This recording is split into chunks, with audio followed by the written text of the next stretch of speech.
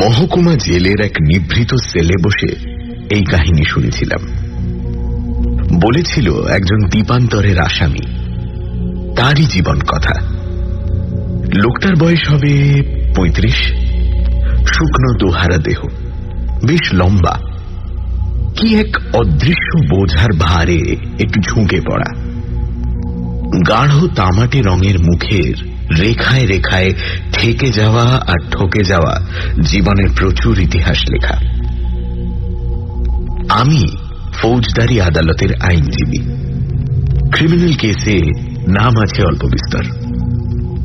লোকটা তার জানা একজনকে দিয়ে আমাকে ডেকে পাঠিয়েছিল, মামলার আগে নয়, রায় বেরোবার পর।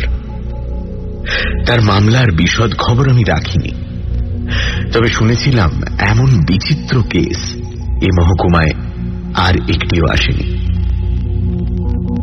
মনে মনে একটু কৌতূহল ছিল, তাই জেলের মধ্যে গিয়ে দেখা করলাম।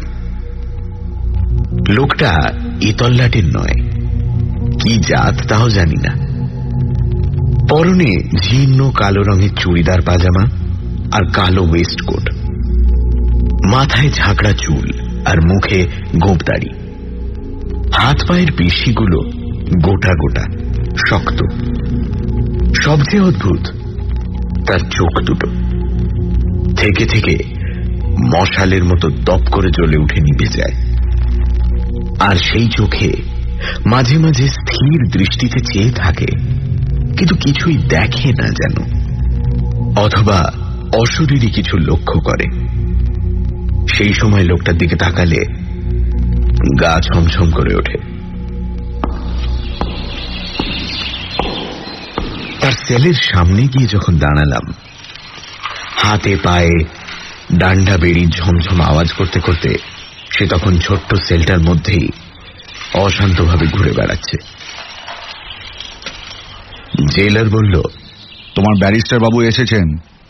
লোকটা মশাল জ্বালা চোখে আমার দিকে এক দৃষ্টে তাকিয়ে রইল কিছুক্ষণ, তারপর হেসে সহজভাবে বলল, ভেতরে আসুন কর্তা।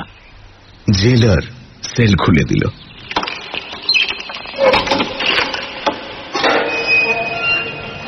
ভেতরে গেলাম। লোকটা সোজাসুজি বলল, আপিল করতে চাই ব্যারিস্টার বাবু। খুনের চার্জ তোমার বিরুদ্ধে, সাজামুখো ভাবে বলে মনে হয় না। সাজা বদল তো হতে পারে। মানে? কালাপানির বদলে ফাঁসি তো হতে পারে। আপনি আমার ফাঁসির জন্য আপিল করে দিন ব্যারিস্টার বাবু। কিছুক্ষণ ধ হয়ে রইলাম। এ কেমন মানুষ, যেচে ফাঁসির দড়ি গলায় পড়তে চাইছে? কয়েদি মানেই একটু অপ্রকৃতিস্থ হয়, কিন্তু এই লোকটা আগাগোড়াই অপ্রকৃতিস্থ নাকি? না জীবনের প্রতি বীতস্পৃহ?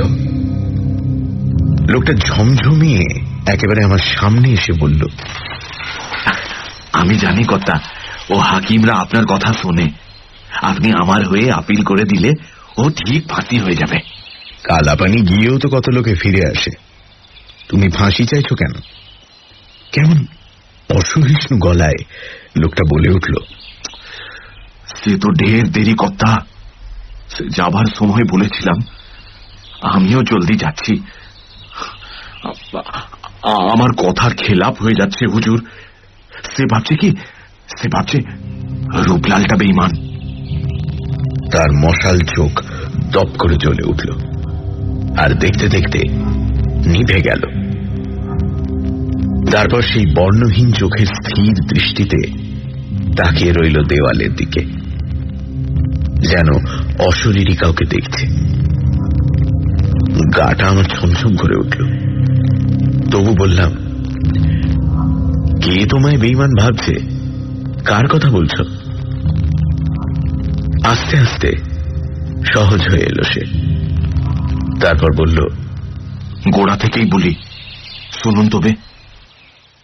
সেদিন সেই অদ্ভুত কয়েদির মুখে আরো অদ্ভুত যে কাহিনী শুনেছিলাম, সেটা অপ্রাকৃত কি অলৌকিক না একান্তই আজগুবি, তা আপনারাই বিচার করুন।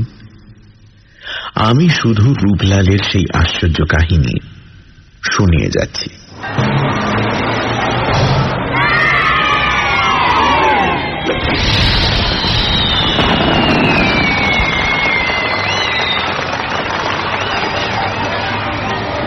পছিয়ার মাঠে ছোট ছোট তাঁবু পড়েছে।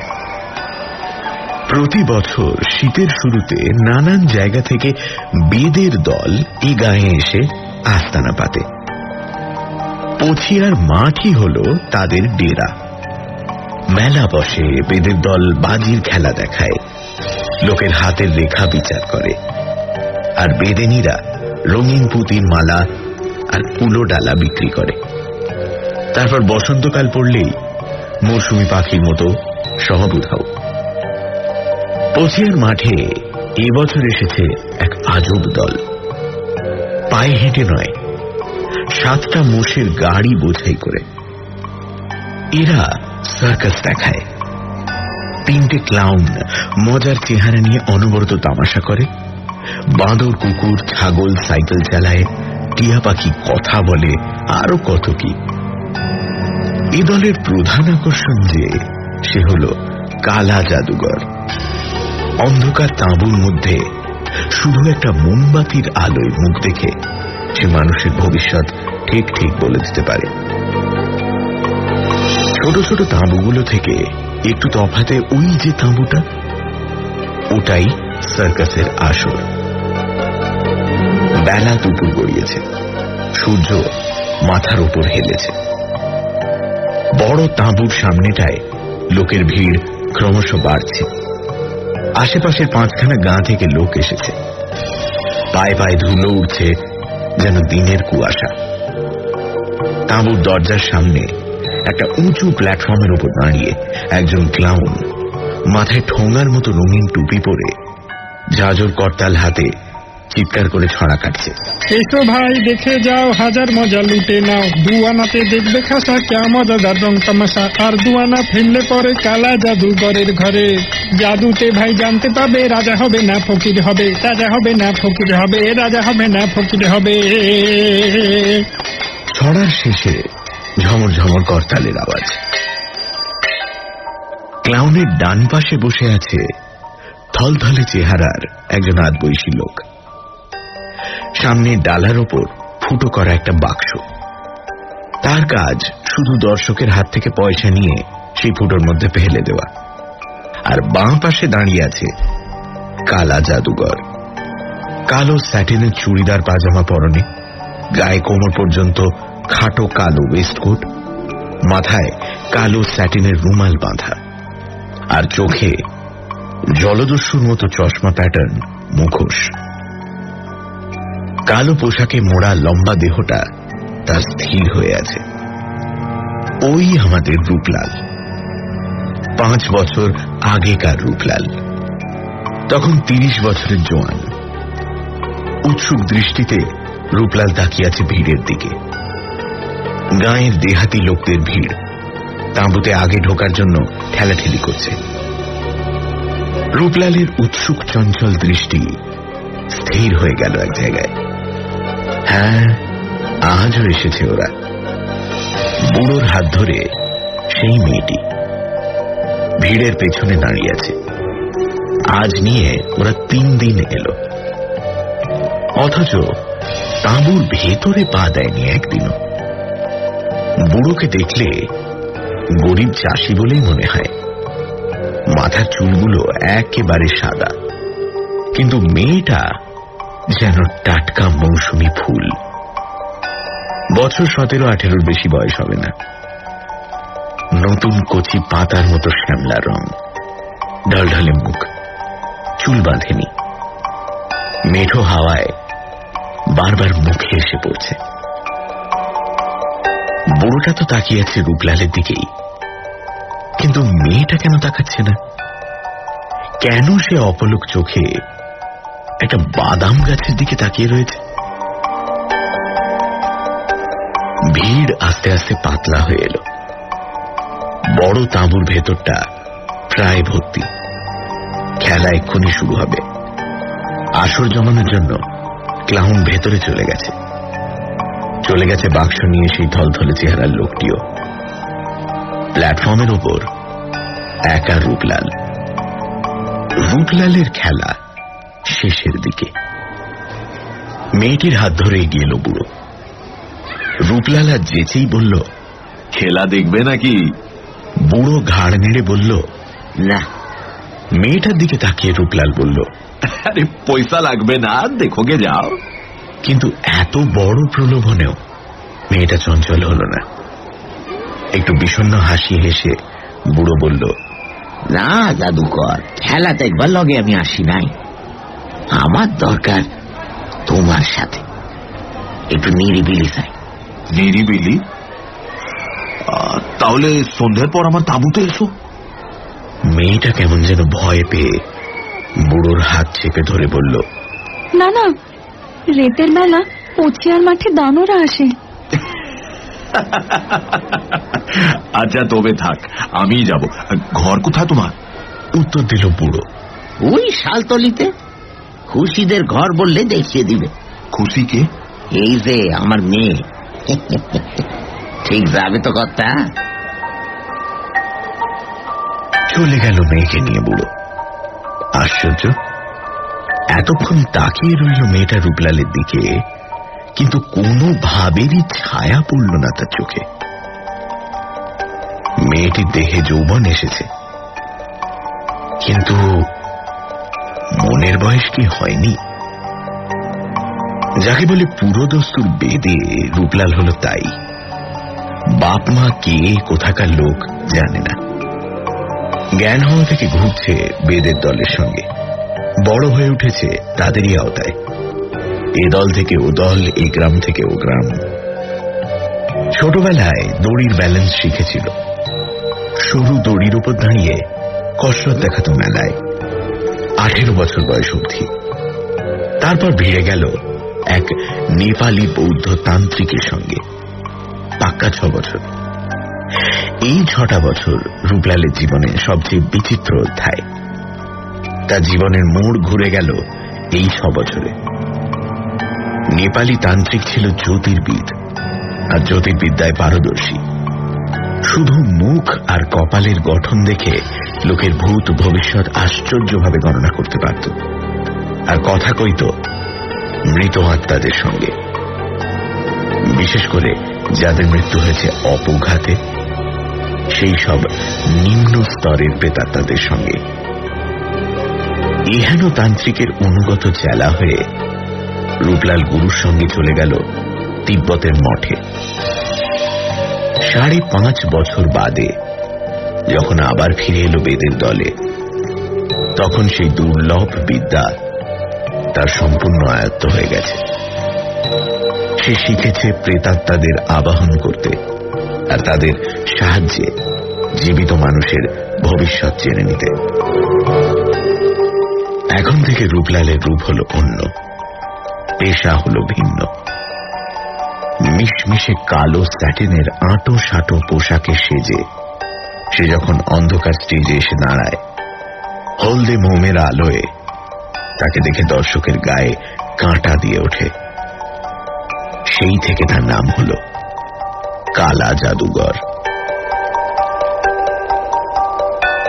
সন্ধ্যের পর নিজের তাঁবুতে বসে একটু জিরিয়ে রূপলাল বেরিয়ে পড়ল শালতলির উদ্দেশ্যে।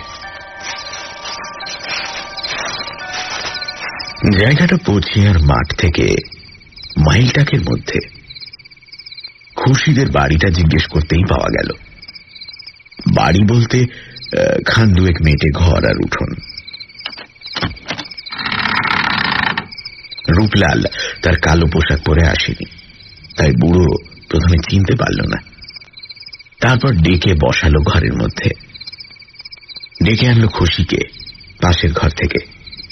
বলল, এই এর লগেই তোমায় কষ্ট দেওয়া জাদুকর। মেয়েটার কপালে কি লেখা আছে ভালো করে দেখে বলে দাও। আচ্ছা, এই ব্যাপার।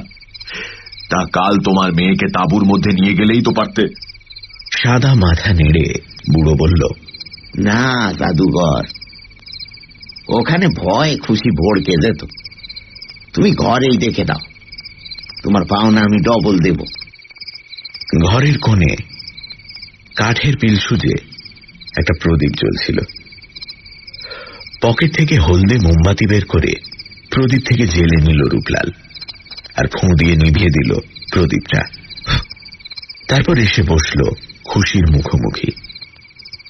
হলদে মোমের আলো খুশির মুখের উপর ফেলতেই চমকে উঠল রূপলাল। ডাগর ডাগর দুই চোখের তারায় মনই নেই, আলোহীন ভাষাহীন বোবা দুই চোখ। খুশি তাহলে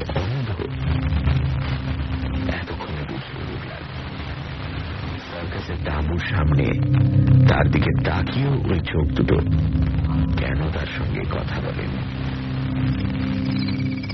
রূপলাল প্রশ্ন করল, খুশির চোখ এমন হয়েছে কতদিন থেকে মোড়ল? জন্ম থেকে।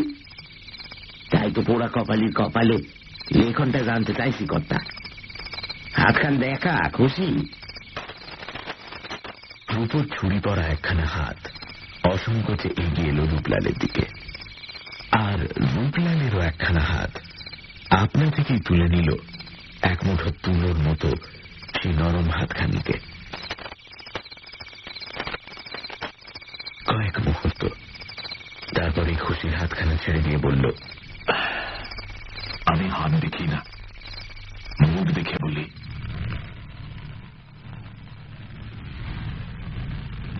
মশাল জ্বলা দুই চোখের দৃষ্টি খুশির মুখের উপর কেন্দ্রীভূত করে রূপলাল চেয়ে রইল, আরো স্পষ্ট দুর্বোধ্য ভাষায় তন্ত্রের মন্ত্র আওড়াতে লাগল।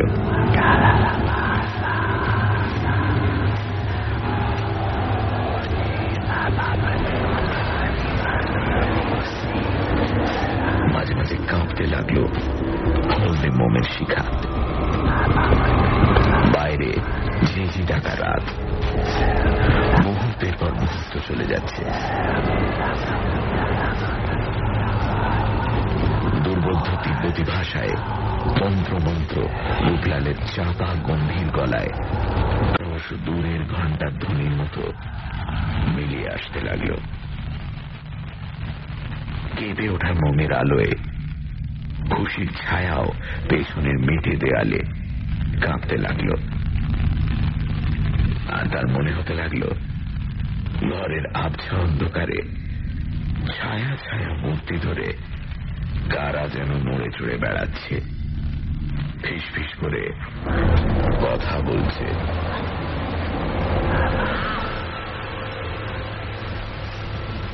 স্থির হয়ে বসে আছে খুশি, দৃষ্টিহীন দুই চোখ মেলে। মোমবাতির হলদে আলোয় মুখখানা তার অসম্ভব ফ্যাকাশে দেখাচ্ছে। এই শীতের রাতেও কপালে জমেছে বিন্দু বিন্দু ঘাম। রূপলাল বুঝতে পারল তার উপর প্রেতাত্মার ভর হয়েছে। তার চোখের মশাল যেন আরো উগ্র হয়ে উঠল।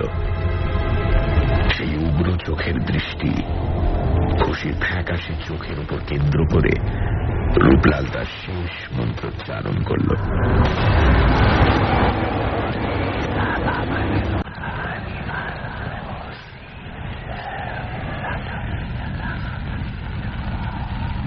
বুড়ো দেখতে পেল না, কিন্তু রূপলাল স্পষ্ট দেখল খুশির মুখখানা শুকনো পাতার মতো ক্রমশ কালো হয়ে আসছে। মাথার উপর চক্কর দিচ্ছে একটা বাদুড়, আশেপাশে কিলবিল করছে বিষধর সাপ।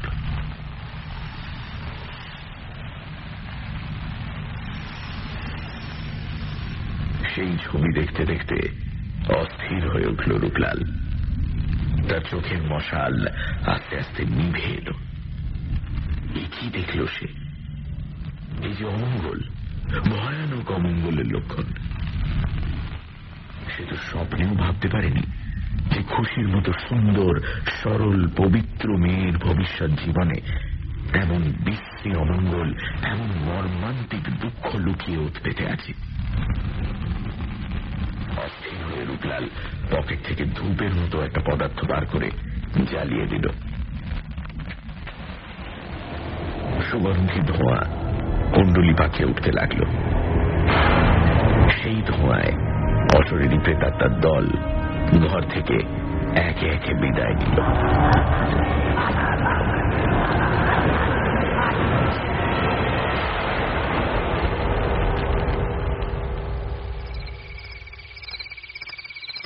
সহজ আর হালকা হয়ে এলো ঘরের বাতাস, স্বাভাবিক হয়ে এলো খুশির মুখের রং। রূপলাল প্রদীপ জেলে মোমবাতিটা নিভিয়ে দিল। এতক্ষণে বুড়ো মোড়ল নড়ে চড়ে বসল। সংশয় আর অনিশ্চয়তায় কাঁপা গলায় বলল, কি দেখলে জাদুকর আমার খুশির মুখে? তোমার কালা জাদুবিদ্যের দিব্যি, সত্যি কথা বলো। কিন্তু সত্যি কথাটা রূপলাল বলতে পারেনি। বলতে শুধু মুখেই বাঁধেনি, মনেও বেঁধেছিল। বলেছিল সে উল্টো কথা। হাসি মুখেই রূপলাল বলেছিল, ভালোই দেখলাম মোড়ল, মেয়ে তোমার সুখী হবে, খুব সুখী হবে। দুঃখের আঁচড়টি ওর গায়ে লাগবে না। যদি যদি কি? খুশির ঢলঢলে মুখের দিকে তাকালো রূপলাল। টিকলো নাকের রূপোর নাকছাবি ঠিকঠিক করছে, দেখতে পায় না, তবু বোবা চোখ মেলে তাকিয়ে আছে রূপলালের দিকে। বড় মায়া, বড় মমতা হলো রূপলালের। বলল, যদি কেউ ওকে জীবন ভোর আগলে রাখে। ভারী কথা বললে। কে আগলে রাখবে গো সারা জীবন? কানি মেয়েকে কে নেবে? নেবে বই কি, সময় হলে ঠিক নেবে, আদর করে নেবে। সত্যি বলছো জাদুঘর? মিথ্যে বলে লাভ। বুড়োর মুখখানা জল জল করে উঠল, আর অকারণে আঁচল দিয়ে মুখখানা ঘষে ঘষে লাল করে তুলল না লাল মুখখানার রং মোছবার চেষ্টা করতে লাগলো, একমাত্র খুশিই জানে। যাবার সময় বুড়োর ট্যাঙ্ক থেকে একটা গোটা টাকাই বার করে দিল। এসে ফিরিয়ে দিয়ে রূপলাল বলল, এখন থাক, আমার পাওনা আমি চেঁচিয়ে নেব। খুশি, চলি। হ্যাঁ, ছোট্ট জবাব এলো, এসো জাদুকর। উঠোন অব্দি এগিয়ে দিল খুশি। যাবার আগে রূপলাল বলল, আমাকে তোমার ভয় লাগে না খুশি? আমি ভূত নামাই, দানও নামাই। তখন থেকে আর ভয় লাগে না। কখন থেকে? একটু চুপ করে থেকে আবছা গলায় খুশি বলল, সেই যখন তুমি আমার হাত ধরলে। ভারী মিষ্টি আওয়াজ খুশির। সেই আওয়াজের মিঠে রেশ কানে নিয়ে রূপলাল চলে গেল।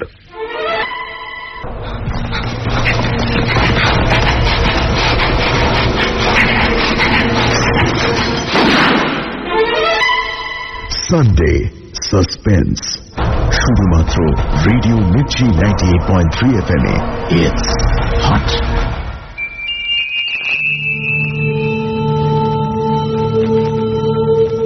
সানডে সাসপেন্সে আজ প্রণব রায়ের লেখা আসল নকল। সার্কাসের কালা জাদুকরের কাছে একদিন এক বৃদ্ধ আসেন তার অন্ধ মেয়ে খুশিকে নিয়ে। তিনি চান জাদুকর তার মেয়ের ভবিষ্যৎ বলে দিক। কালা জাদুর বিদ্যায় খুশির ভবিষ্যৎ দেখতে পায় জাদুকর।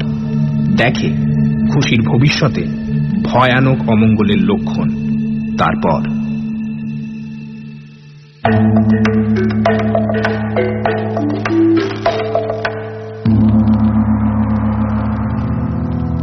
শীতের শুরু থেকে আজব সার্কাস পার্টি বসন্তকাল অবধি রয়ে গেল পচিয়ার মাঠে। বড় তাঁবুতে লোকের ভিড় আর কমে না। সেই থলথলে চেহারার লোকটির বাক্স থেকে পয়সা প্রায় উপচে পড়ছে। রূপলাল রোজ বিকেলে তাঁবুতে কালা জাদুর খেল দেখায়, আর সন্ধেবেলা গুটি গুটি হাজির হয় শালতলিতে, কোনদিন বা সকালবেলাতে। খুশির হাত ধরে বেরিয়ে নিয়ে আসে ঝমুকি নদীর ধার অবধি। কোনো কারণে একার দিন যেতে না পারলে পরের দিন খুশি চুপ মেরে যায়। 3 বার না ডাকলে সাড়া মেলে না। কি হলো তোমার? অমন গুম হয়ে আছো কেন? আসতে পারিনি বলে ও রাগ গোসা হয়েছে নাকি? আস্তে আস্তে খুশি বলে, রাগ নয় জাদুকর, ভয়। কিসের ভয়? হ্যাঁ, তা জানি না, থেকে থেকে মনে হয় কারা যেন চুপি সারে ঘুরছে আমার পাশে। তাদের নিঃশ্বাসের হাওয়া গায়ে লাগে, জানো জাদুকর? রূপলাল জানে তার গুরুর দেওয়া তান্ত্রিক বিদ্যার দৌলতে সে বোঝে কোন অমঙ্গল, কোন অকল্যাণের ছায়া থেকে থেকে খুশির গায়ে বিষ নিঃশ্বাস ফেলে যায়। এক মুহূর্তের জন্য থমথমে হয়ে ওঠে রূপলালের মুখ, বুক ভরে যায় বড় মায়ায়, বড় মমতায়। পরক্ষণে হেসে খুশির হাত ধরে বলে, এবার ভয় লাগছে? খুশির ঢলঢলে শ্যামলা মুখখানি নিশ্চিন্ত নির্ভরতায় প্রসন্ন হয়ে ওঠে। ঝিকিমিকি করে ঠোঁটের কোণে হাসি, বলে, না জাদুকর, তুমি কাছে থাকলে, তুমি ছুঁয়ে থাকলে আর ভয় করে না। একটু চুপ করে থেকে রূপলাল বলে, তবে তো মুশকিল হলো খুশি। আমি তো বেদে মানুষ, হুট করে দোলের সঙ্গে কবে ভেসে পড়বো কে জানে, তখন কি হবে? হ্যাঁ? উত্তরে খুশি রূপলালের হাতটা জোরে চেপে ধরে। প্রশ্নটা রূপলাল যেন খুশিকে করে না, করে নিজেকেই, কিন্তু উত্তর আর মিলে না। তারপর ফাল্গুনের শেষে চৈত্রের গোড়ায় পছিয়ার মাঠ থেকে তাঁবু তোলা শুরু হয়। 7-7টা মোষের গাড়ি বোঝাই হয়ে ধুলোয় ধুলোয় পছিয়ার মাঠ অন্ধকার করে আবার চলতে শুরু করে। সে গাড়িতে সবাই ছিল, ছিল না শুধু রূপলাল। রূপলাল রয়ে গেল সেই শালতলিতেই। বুড়ো মোড়ল প্রথমে বিশ্বাস করতে চায়নি। জন্ম কানি মেয়েকে কেউ জেনে শুনে বিয়ে করতে চায় নাকি? কিন্তু রূপলাল যখন নাছোড়, তখন আনন্দে কেঁদে ফেলল বুড়ো। বলল, তুমি আমায় বাঁচালে জাদুকর, আমার আর কদিন বলো? পোড়া কপালি ভাবনায় রেতে আমার ঘুম ছিল না, মরতে সুখ ছিল না। অবাক হয়ে গেল শালতলির লোকেরা। কানি মেয়ে খুশির বিয়ে, যার তার সঙ্গে নয়, সার্কাস পার্টির কালো জাদুঘরের সঙ্গে।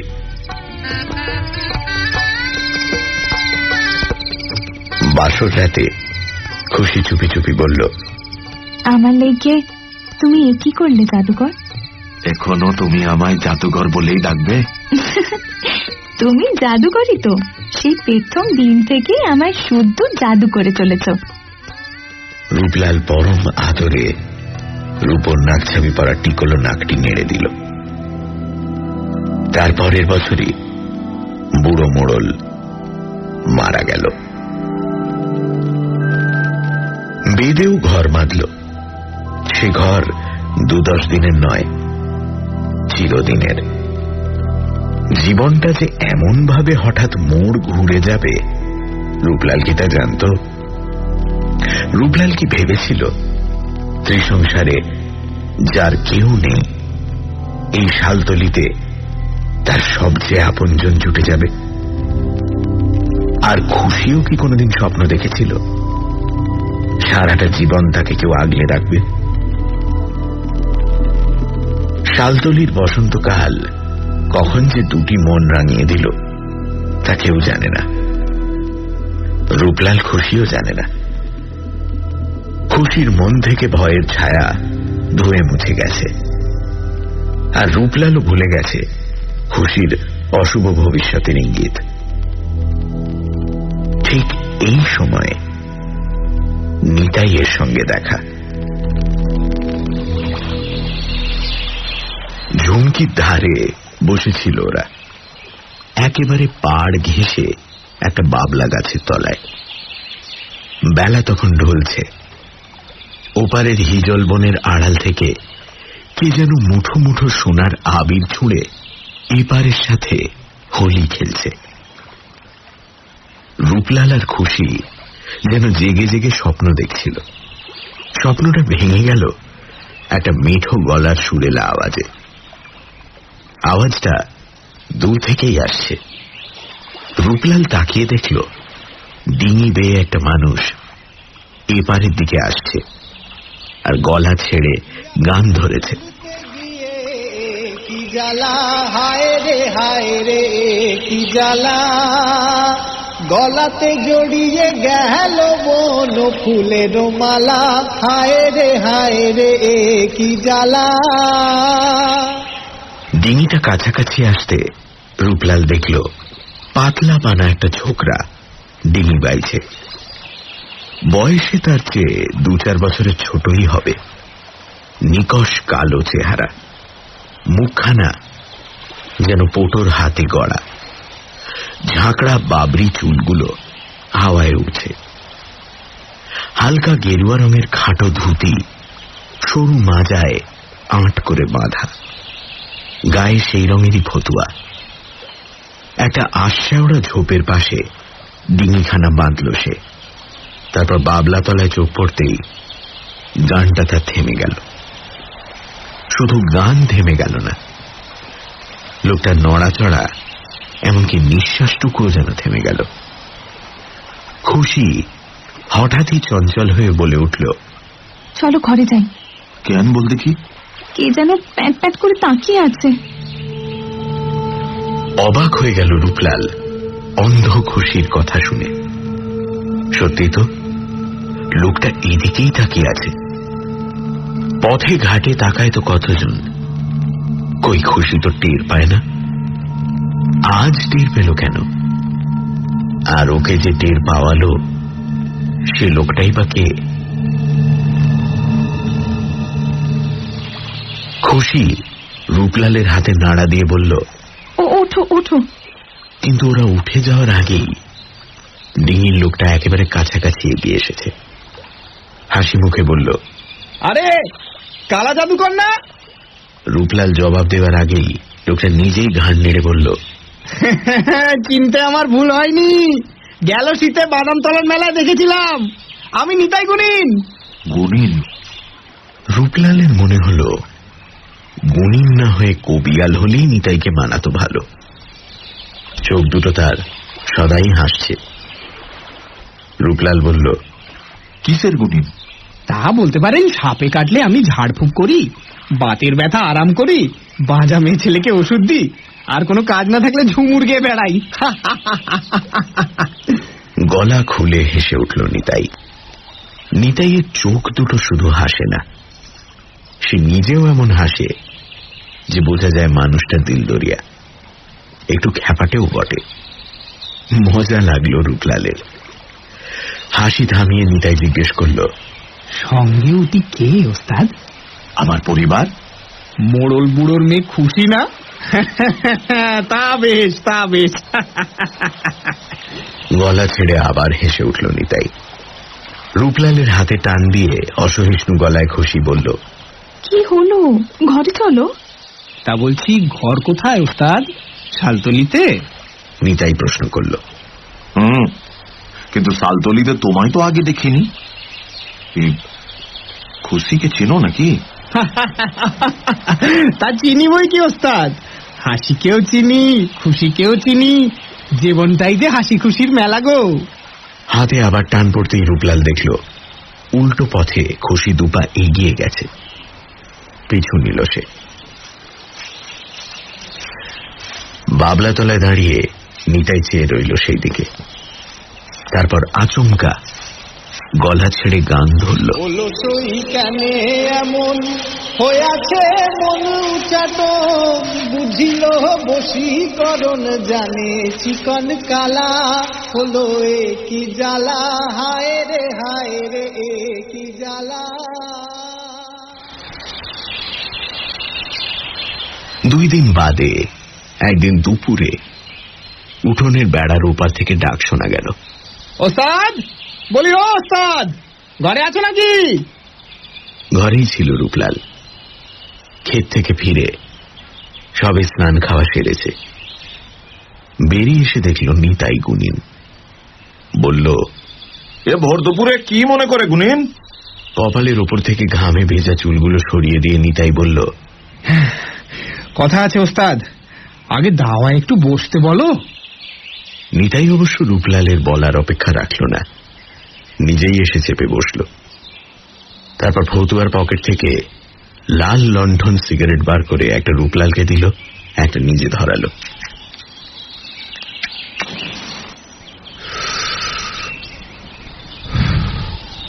কিছুক্ষণ ধোঁয়া ছেড়ে তারপর আসার কারণটা বলল। আমি জানি ওস্তাদ, কালা জাদুবিদ্যায় তুমি কত বড় গুণী। ওস্তাদ, তোমার ওই মহাবিদ্যাটা আমাকে শেখাতে হবে। সে কি নেতাই, আরে তুমিও তো গুণিন, কত বিদ্যে তোমার জানা। ধুর ধুর, কিচ্ছু না ওস্তাদ, আমার একটাই বিদ্যা জানা, আর বাকি সব বুজরুকি। কোন বিদ্যে? মা ধূমাবতীর বিদ্যা, রূপ বদল। ওটা কোন বিদ্যে গুণিন? শিখলে কোন ক্ষমতা বাড়ে? সে বড় মজার বিদ্যা ওস্তাদ, সে তোমায় আমি শিখিয়ে দেবো খন, কিন্তু আগে তোমার বিদ্যেটা আমায় দেবে, তুমি বলো। দেব না কেনে, তবে কালা জাদু বিদ্যে ও বড় ভজকট, ভূত পেরেতের কারবার, শিখতে কিন্তু সময় লাগে।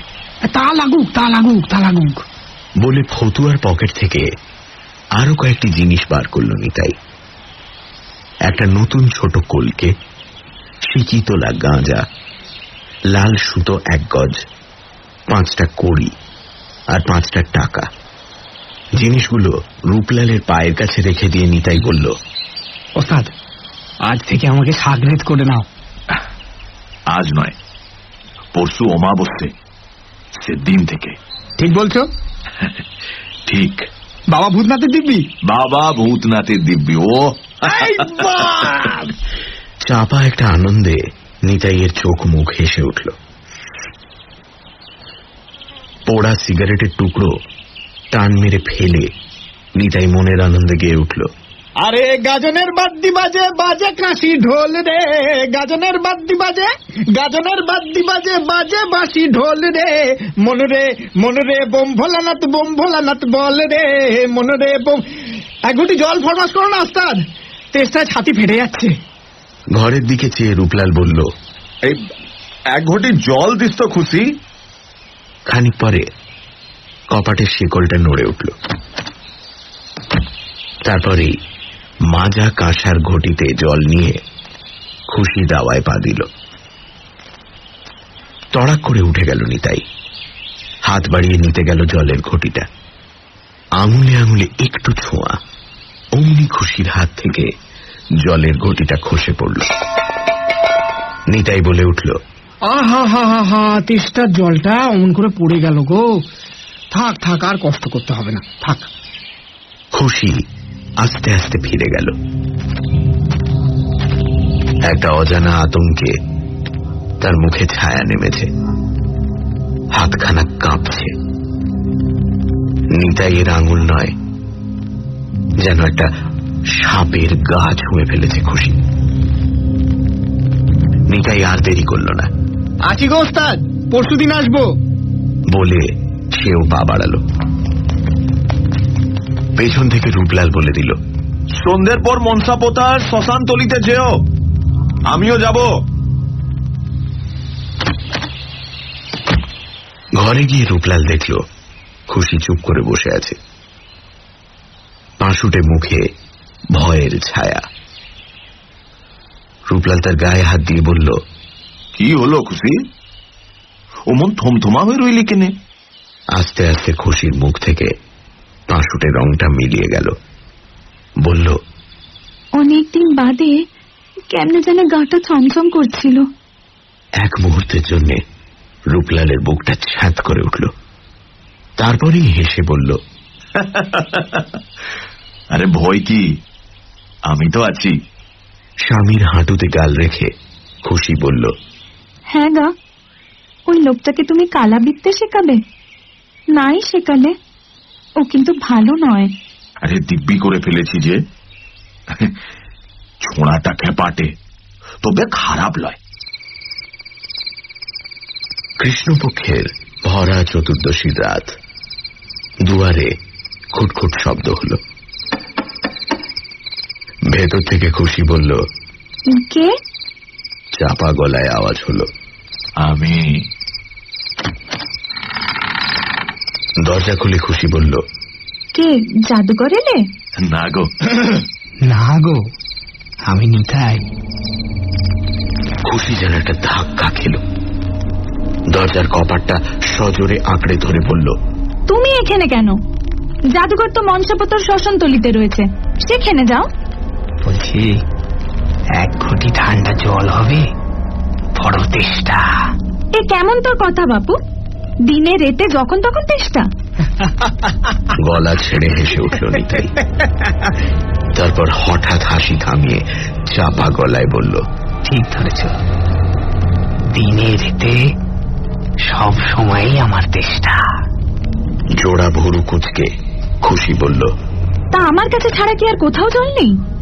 না গো খুশি, আমার তেষ্টার জল তুমি ছাড়া আর কারোর কাছে নেই। নিতাইয়ের কথাগুলো কেমন লালা জড়ানো। খুশি দরজাটা বন্ধ করে দিতে গেল, তার আগেই নিতাই খপ করে একখানা নরম হাত ধরে ফেলল।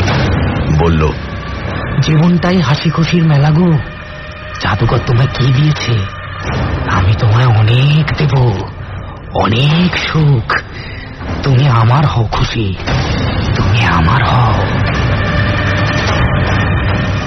খুশির সর্বাঙ্গ তখন থরথর করে কাঁপছে। তার মনে হতে লাগলো কতগুলো সাপ কিলবিল করে তার গা বেয়ে উঠছে। মাথার উপর চক্কর দিচ্ছে বিশ্রী একটা বাদুড়। তার পাখা ঝাপটানোর হাওয়া মুখে লাগছে। ভয়ে চিৎকার করে উঠেই ঢলে পড়ল খুশি।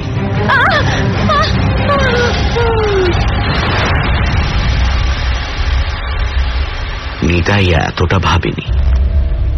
সে আর দাঁড়ালো না, ছুটে বাইরের অন্ধকারে মিশে গেল।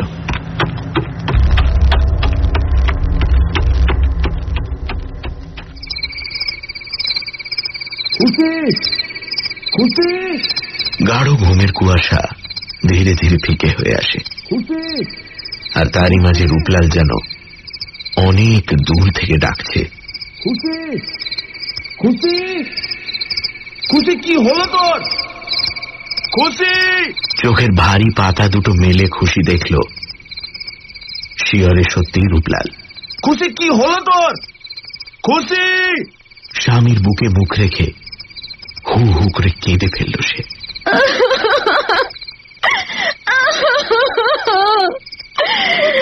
নেতাই শয়তানকে তুমি আর হাসতে দিও না, কখনো না। ও আমায় গুণ করবে, ও আমায় মেরে ফেলবে গো। খুশিকে বুকে জড়িয়ে ধরে রূপলাল হ্যাঁ করল না, না করল না, গুম হয়ে বসে রইল। শুধু তার মশাল চোখ একবার দপ করে জ্বলে উঠল।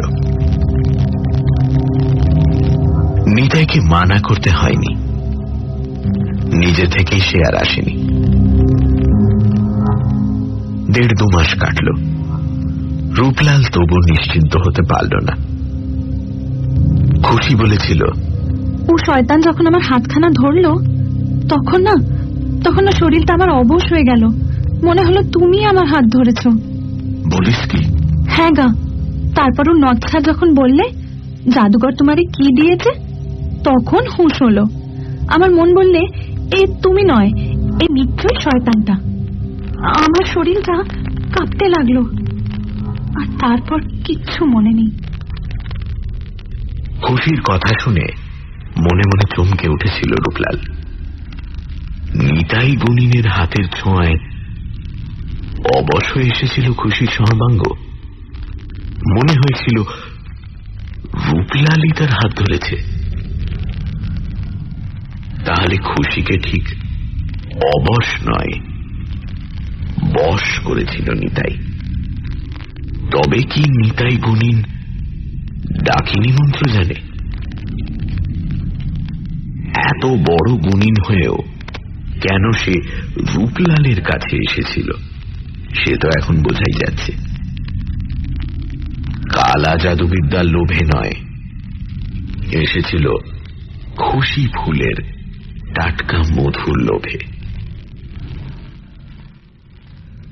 নেপালি তান্ত্রিক গুরুর বিদ্যে কখনো মিথ্যে বলে না। অন্ধ খুশির জীবনে তাহলে ওই শনি, ওই নিতাই। ফসল কাটার দিন এসে গেছে। আউশের নতুন ফসল।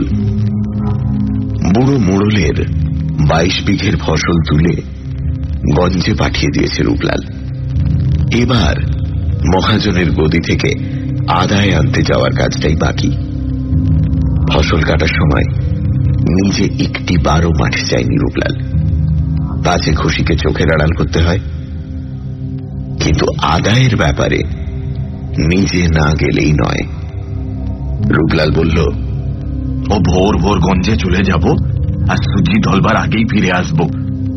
আরে ভাবিস না খুশি, সুদামাকে রেখে যাচ্ছি তো। গঞ্জে চলে গেল রূপলাল। কিন্তু যতই তাড়াহুড়ো করুক, ফিরতে ফিরতে সূর্য ঢলে পড়ল। ছোট ছোট কিউটের বাচ্চার মতো কুণ্ডুলি পাকানো ছোট ছোট কালো মেঘ সাঁঝের আকাশে জড়ো হতে লাগলো। শালতলির সীমানায় গাড়ি থেকে নেমে পড়ে জোরে পা চালিয়ে দিল রূপলাল। বলদের গাড়ি বড় ধিকিয়ে চলে। খানিক দূরে এগোতেই তারই ক্ষেতের মুনিশ সুদামার সঙ্গে দেখা। অন্ধকার নেমেছে বলেই বোধহয় সুদামা তাকে দেখেনি, কিন্তু রূপলালের বিরক্তির সীমা রইল না। চেঁচিয়ে ডাকল, এই সুদামা, ঘরের মানুষটাকে একা রেখে চলে যাচ্ছিস? বারে। সুদামা যেন একটু ঘাবড়ে গেল, বলল, হাই দেখো, তুমি ঘরে ঢুকলে তাই তো আমি চলে এলাম কর্তা। রূপলালের মুখটা হাঁ হয়ে গেল, বলল, আমি ঘরে ঢুকলাম? ঢুকলে না? এই তো কতক্ষণ আগে ঢুকলে তো, নিজের চোখে প্রত্যক্ষ করলুম। মাথার উপর গুড়গুড় করে মেঘ ডেকে উঠল। গুড়গুড় করে উঠল রূপলালের বুক। আর কোনো কথা না বলেই সে ছুটল ঘরের অভিমুখে। তার সঙ্গে পাল্লা দিয়ে বাতাসও হঠাৎ ছুটতে লাগলো হু হু করে। মাথার উপর ঘন ঘন হাঁকার দিতে লাগলো অদৃশ্য দৈত্য দানব দল। কালো কালো অসংখ্য মেঘ বাদুড়ের দল আকাশে পাখা ঝাপটাচ্ছে। তীর বেগে ছুটল রূপলাল।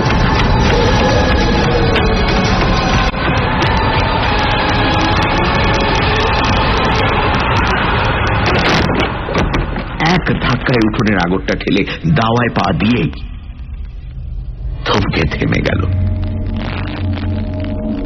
ঘরের কপাট বন্ধ।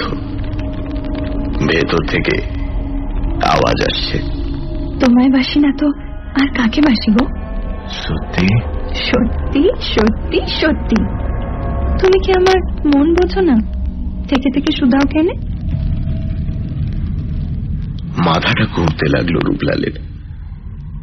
দুটো গলার একটা গলা সে চেনে, খুশির। কিন্তু পুরুষের গলাটা যে তার নিজের, হুবহু তার গলার আওয়াজ, তারই বলার ভঙ্গি। কপাটের আড়ালে কে? কপাটে ধাক্কা দিতে গিয়েও হাতখানা সরিয়ে নিল রূপলাল। তারপর পা টিপে টিপে নেমে গেল উঠোনে বাতাবি লেবুর গাছটার পাশে। সামনেই আধখোলা জানলা, ভেতরে পিদিম জ্বলছে। জানলায় উঁকি দিয়ে রূপলাল পাথর হয়ে গেল। দেখল বিছানার উপর দু হাতে খুশিকে জড়িয়ে ধরে শুয়ে আছে আরেকটা রূপলাল, যেন রূপলালেরই যমজ ভাই। বাজ পড়া তাল গাছের মতোই কিছুক্ষণ দাঁড়িয়ে রইল রূপলাল। তার আর বুঝতে বাকি রইল না ওকে। জানে নিতাই গুণিন ডাকিনী মন্ত্র নিশ্চয়ই জানে। ডাকিনী মন্ত্র ছাড়া রূপ বদল করা যায় না। নিতাই বুঝেছিল রূপলাল ছাড়া খুশি আর কারণ নয়, আর কারোর হতে পারে না। খুশি তার ভালোবাসা দিয়ে শুধু রূপলালকেই লতার মতো জড়িয়ে আছে। কিন্তু নিতাইয়ের লোভ তবু যায়নি। পাপের গর্ত থেকে তার লালসা লুকিয়ে হাত বাড়িয়েছে খুশির দিকে। ডাকিনী বিদ্যায় সিদ্ধহস্ত নিতাই তাই আজ রূপলালের রূপ ধরে খুশিকে ভোগ করতে এসেছে। দপ করে জ্বলে উঠল রূপলালের দুই মশাল চোখ। দেখতে দেখতে শক্ত হয়ে উঠল তার দেহের পেশিগুলো। আবার ঘুরে গিয়ে সে দরজার কপাটে ঘা মারল। ভেতরে আর একটা রূপলাল সতর্ক হয়ে উঠল। কপাটে আবার ঘা, সঙ্গে সঙ্গে চিৎকার, খুশি খুশি। ভেতরে চমকে উঠল খুশি, বলল, হ্যাঁ, বাইরে তোমারই গলা কেন? ওকে জাদুঘর। কপাটে আবার ধাক্কা, আরো জোরে রূপলালের গলা শোনা গেল, তোর ঘর খুশি, ও তোর ঘরে শয়তান ঢুকেছে, ও নিতাই। ধড়মড় করে উঠে বসল খুশি, আলু থালু হয়ে বলল, ও কি বলছে জাদুঘর, শুনছো? দ্বিতীয় রূপলালের মুখ চোখ তখনও লালসা জড়ানো। ঘন নিঃশ্বাসে প্রথম রিপুর উত্তাপ। খুশিকে কাছে টানবার চেষ্টা করে সে সেই একই গলায় বলল, মিছে বলছে খুশি, আমি রূপলাল, রূপলাল তোর কাছে রয়েছি, বাইরে ওটা নিতাই শয়তান।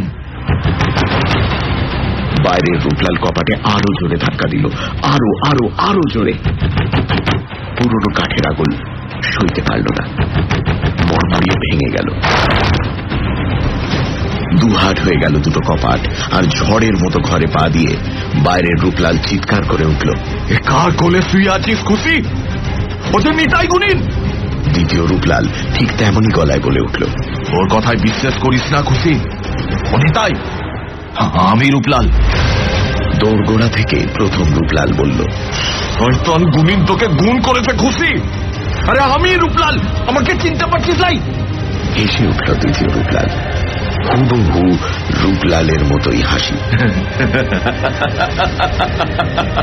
হাসতে হাসতেই বলল, মিছে কথা খুশি, মিছে কথা। এই দেখ আমার হাত মুখ, না তুই দেখ না। খুশির একখানা হাত নিয়ে নিজের মুখে ছোঁয়াতে লাগলো দ্বিতীয় রূপলাল। দোটানায় পড়ে অন্ধ খুশি কেঁদে উঠল, সত্যি করে বলো না গো, কোনটা আসল জাদুঘর? কামের নেশা, বড় নেশা। দুহাত দিয়ে খুশিকে বুকের সাপটে ধরে মুখের ওপর মুখ রেখে দ্বিতীয় রূপলাল বলল, আমি আমি আমি আমি আমি আমি আমি জাদুঘর, আমি রূপলাল খুশি। আর স্থির থাকতে পারল না প্রথম রূপলাল। চালের পাতা থেকে কি একটা জিনিস তার হাতের মুঠোয় চলে এলো। দিনের আলোয় নিমেষের জন্য বিদ্যুৎ ঠিকরে উঠল তার হাতে। তারপরেই দ্বিতীয় রূপলালের মুন্ডুটা কাত হয়ে লটকে পড়ল।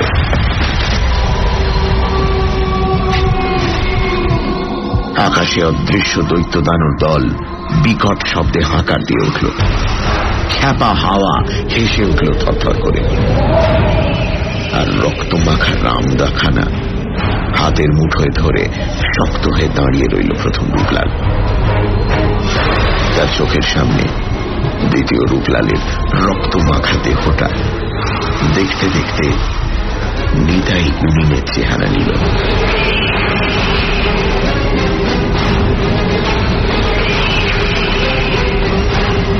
খুশি যেন এতক্ষণ বোবা হয়ে গিয়েছিল। ভয়ে আতঙ্কে হঠাৎ চিৎকার করে উঠেই ঢলে পড়ল।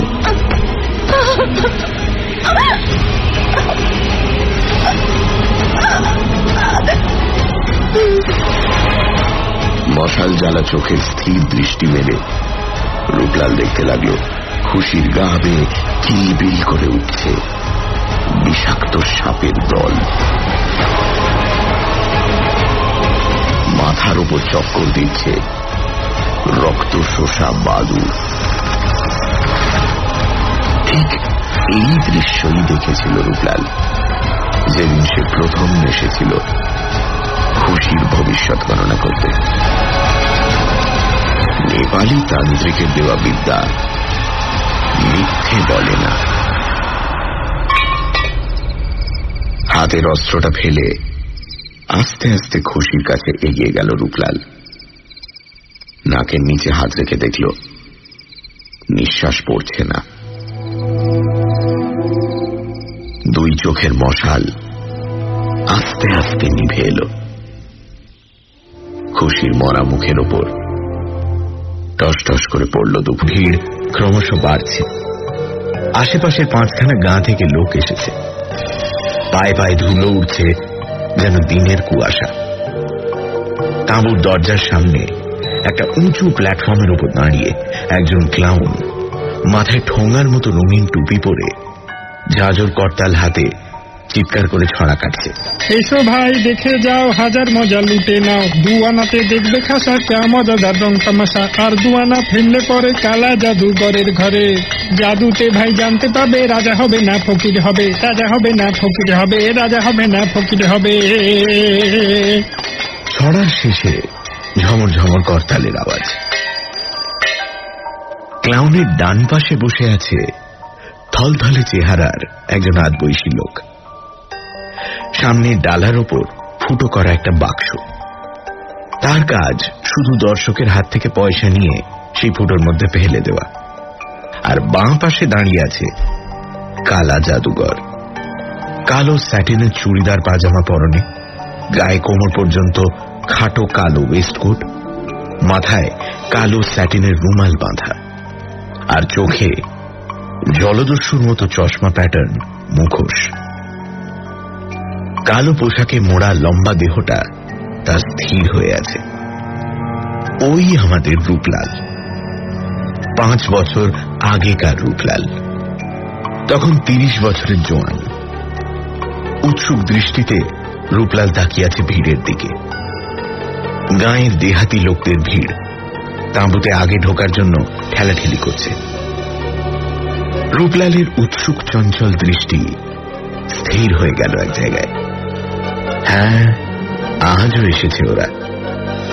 বুড়োর হাত ধরে সেই মেয়েটি ভিড়ের পেছনে দাঁড়িয়ে আছে। আজ নিয়ে ওরা 3 দিন এলো, অথচ তাঁবুর ভেতরে পা দেয়নি একদিনও। বুড়োকে দেখলে গরিব চাষি বলেই মনে হয়। মাথার চুলগুলো একেবারে সাদা, কিন্তু মেয়েটা যেন টাটকা মৌসুমি ফুল। বছর 17-18 বেশি বয়স হবে না।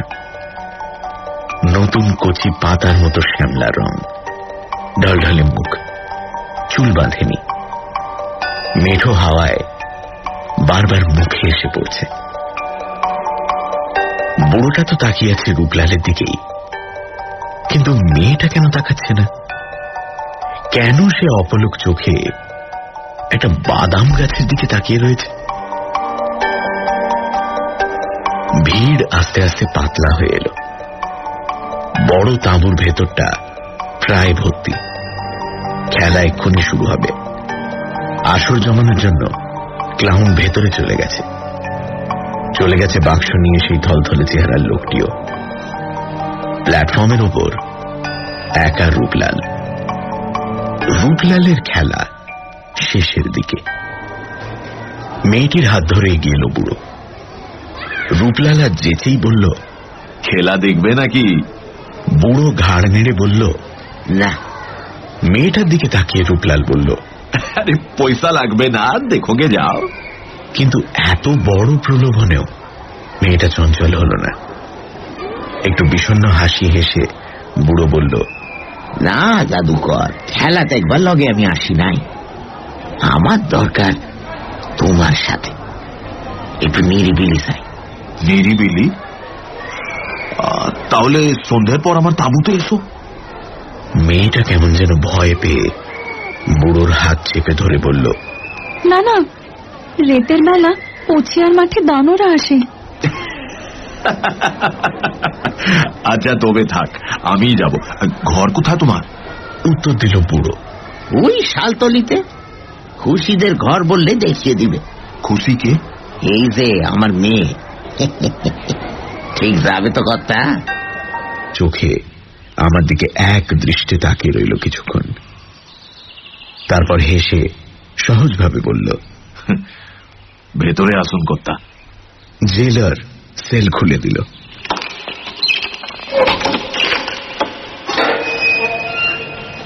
ভেতরে গেলাম। লোকটা সোজাসুজি বলল, আপিল করতে চাই ব্যারিস্টার বাবু। খুনের চার্জ তোমার বিরুদ্ধে। সাজামুখো হবে বলে মনে হয় না। সাজা বদল তো হতে পারে। মানে? কালাপানির বদলে ফাঁসি তো হতে পারে। আপনি আমার ফাঁসির জন্য আপিল করে দিন ব্যারিস্টার বাবু। কিছুক্ষণ ধ হয়ে রইলাম। এ কেমন মানুষ, যেচে ফাঁসির দড়ি গলায় পড়তে চাইছে? কয়েদি মানেই একটু অপ্রকৃতিস্থ হয়, কিন্তু এ লোকটা আগাগোড়াই অপ্রকৃতিস্থ নাকি? না জীবনের প্রতি বীতস্পৃহ? লোকটা ঝমঝমিয়ে একেবারে আমার সামনে এসে বলল, আমি জানি কর্তা, ও হাকিমরা আপনার কথা শোনে। আপনি আমার হয়ে আপিল করে দিলে ও ঠিক ফাঁসি হয়ে যাবে। কালাপানি গিয়েও তো কত লোকে ফিরে আসে, তুমি ফাঁসি চাইছো কেন? কেমন অসহিষ্ণু গলায় লোকটা বলে উঠল, সে তো ঢের দেরি কর্তা। যাবার সময় বলেছিলাম আমিও জলদি যাচ্ছি। আমার কথার খেলাপ হয়ে যাচ্ছে হুজুর। সে ভাবছে রূপলালটা বেঈমান। তার মশাল চোখ দপ করে জ্বলে উঠল, আর দেখতে দেখতে নিভে গেল। তারপর সেই বর্ণহীন চোখের স্থির দৃষ্টিতে তাকিয়ে রইল দেওয়ালের দিকে, যেন অশরীরী কাউকে দেখছে। গাটা আমার ছমছম করে উঠল। তবু বললাম, কে তোমায় বেঈমান ভাবছে? কার কথা বলছো? আস্তে আস্তে সহজ হয়ে এলো সে। তারপর বলল, গোড়া থেকেই বলি, শুনুন তবে। সেদিন সেই অদ্ভুত কয়েদির মুখে আরো অদ্ভুত যে কাহিনী শুনেছিলাম, সেটা অপ্রাকৃত কি অলৌকিক না একান্তই আজগুবি, তা আপনারাই বিচার করুন। আমি শুধু রূপলালের সেই আশ্চর্য কাহিনী শুনিয়ে যাচ্ছি।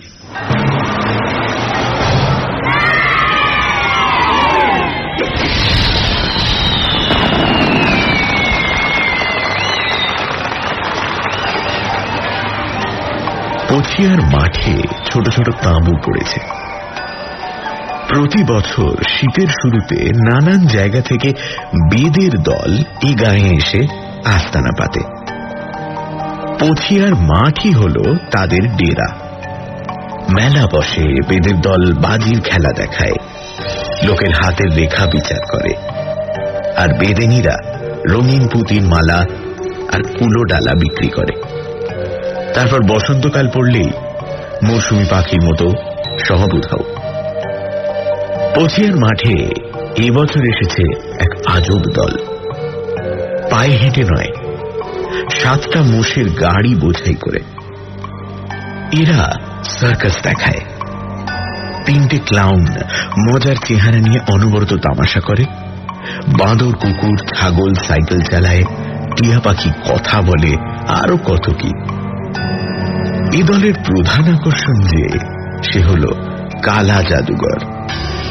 অন্ধকার তাঁবুর মধ্যে শুধু একটা মোমবাতির আলোয় মুখ দেখে সে মানুষের ভবিষ্যৎ ঠিক ঠিক বলে দিতে পারে। ছোট ছোট তাঁবুগুলো থেকে একটু তফাতে ওই যে তাঁবুটা, ওটাই সার্কাসের আসর। বেলা দুপুর গড়িয়েছে, সূর্য মাথার উপর হেলেছে।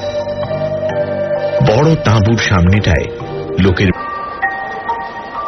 চলে গেল মেয়েকে নিয়ে বুড়ো। আশ্চর্য, এতক্ষণ তাকিয়ে রইল মেয়েটা রূপলালের দিকে, কিন্তু কোনোভাবেরই ছায়া পড়ল না তার চোখে। মেয়েটির দেহে যৌবন এসেছে, কিন্তু মনের বয়স কি হয়নি? যাকে বলে পুরোদস্তুর বেদে রূপলাল হলো তাই। বাপ মা কে, কোথাকার লোক জানে না। জ্ঞান হওয়া থেকে ঘুরছে বেদের দলের সঙ্গে, বড় হয়ে উঠেছে তাদেরই আওতায়। এ দল থেকে ও দল, এই গ্রাম থেকে ও গ্রাম। ছোটবেলায় দড়ির ব্যালেন্স শিখেছিল, সরু দড়ির উপর দাঁড়িয়ে কসরত দেখাত মেলায় 18 বছর বয়স অবধি। তারপর ভিড়ে গেল এক নেপালি বৌদ্ধ তান্ত্রিকের সঙ্গে, পাক্কা 6 বছর। এই 6টা বছর রূপলালের জীবনে সবচেয়ে বিচিত্র অধ্যায়। তার জীবনের মোড় ঘুরে গেল এই 6 বছরে। নেপালি তান্ত্রিক ছিল জ্যোতির্বিদ, আর জ্যোতির্বিদ্যায় পারদর্শী।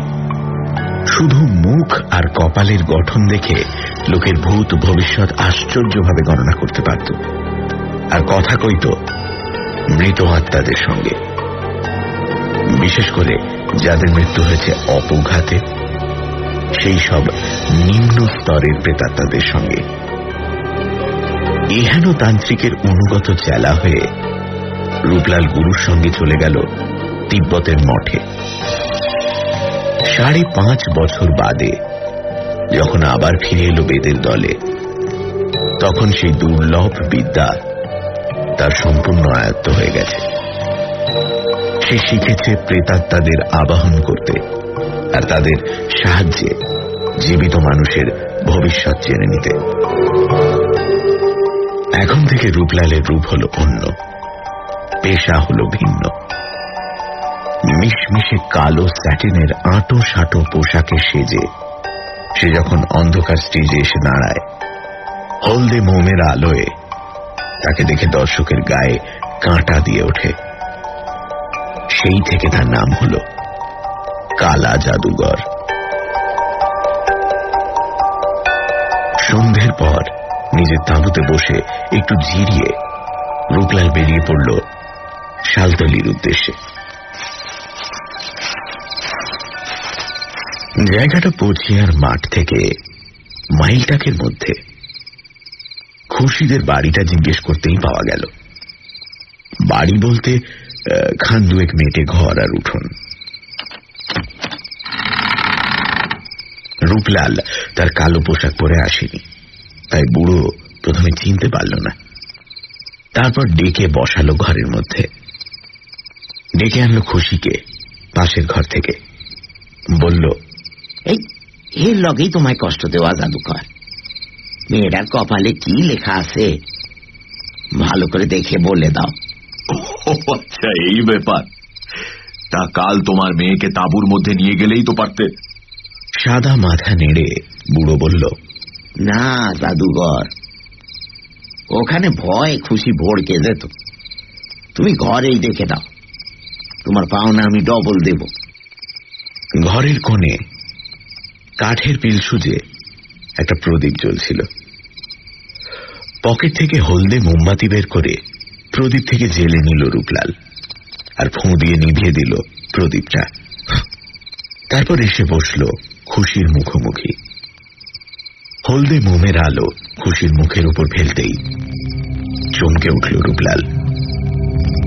ডাগর ডাগর 2 চোখের তারায় মনই নেই, আলোহীন ভাষাহীন বোবা 2 চোখ।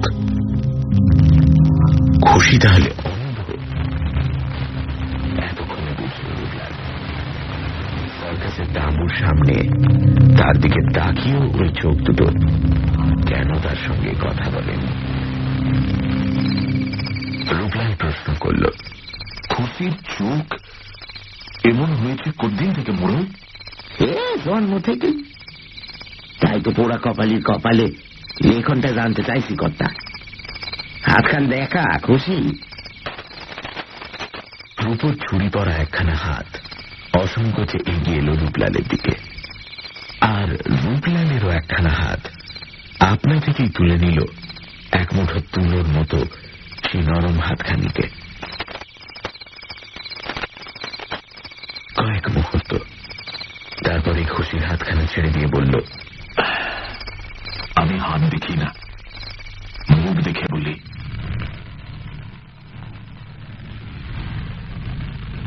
মশাল জ্বলা দুই চোখের দৃষ্টি খুশির মুখের উপর কেন্দ্রীভূত করে রূপলাল চেয়ে রইল, আর স্পষ্ট দুর্বোধ্য ভাষায় তন্ত্রের মন্ত্র আওড়াতে লাগল।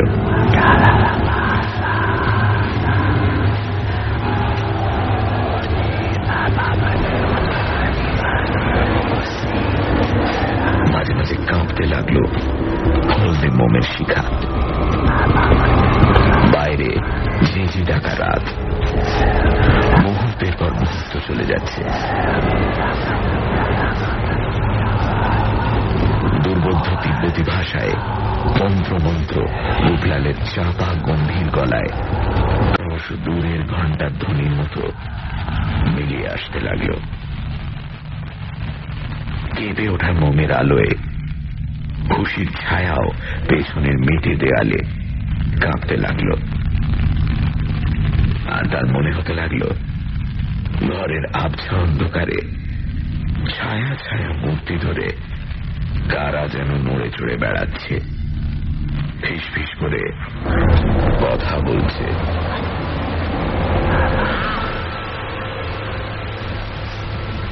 স্থির হয়ে বসে আছে খুশি, দৃষ্টিহীন দুই চোখ মেলে। মোমবাতির হলদে আলোয় মুখখানা তার অসম্ভব ফ্যাকাশে দেখাচ্ছে। এই শীতের রাতেও কপালে জমেছে বিন্দু বিন্দু ঘাম। রূপলাল বুঝতে পারল তার উপর প্রেতাত্মার ভর হয়েছে। তার চোখের মশাল যেন আরো উগ্র হয়ে উঠল। সেই উগ্র চোখের দৃষ্টি খুশির ফ্যাকাশে চোখের উপর কেন্দ্র করে রূপলাল তার শেষ মন্ত্রোচ্চারণ করল।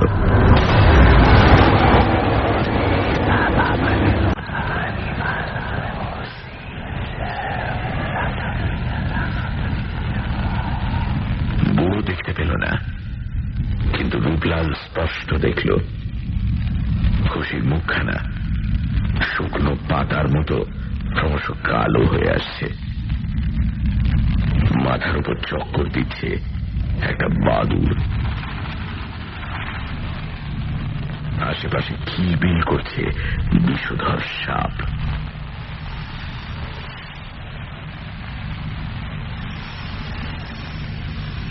সেই ছবি দেখতে দেখতে অস্থির হয়ে উঠল রূপলাল। তার চোখের মশাল আস্তে আস্তে নিভে এলো। কি দেখল সে? এই যে অমঙ্গল, ভয়ানক অমঙ্গলের লক্ষণ। সে তো স্বপ্নেও ভাবতে পারেনি যে খুশির মতো সুন্দর সরল পবিত্র মেয়ের ভবিষ্যৎ জীবনে এমন বিশ্রী অমঙ্গল, এমন মর্মান্তিক দুঃখ লুকিয়ে উৎপেতে আছে। অস্থির হয়ে রূপলাল পকেট থেকে ধূপের মতো একটা পদার্থ বার করে জ্বালিয়ে দিল। সুগন্ধি ধোঁয়া কুণ্ডলি পাকিয়ে উঠতে লাগলো। সেই ধোঁয়ায় অশরীরী প্রেতাত্মার দল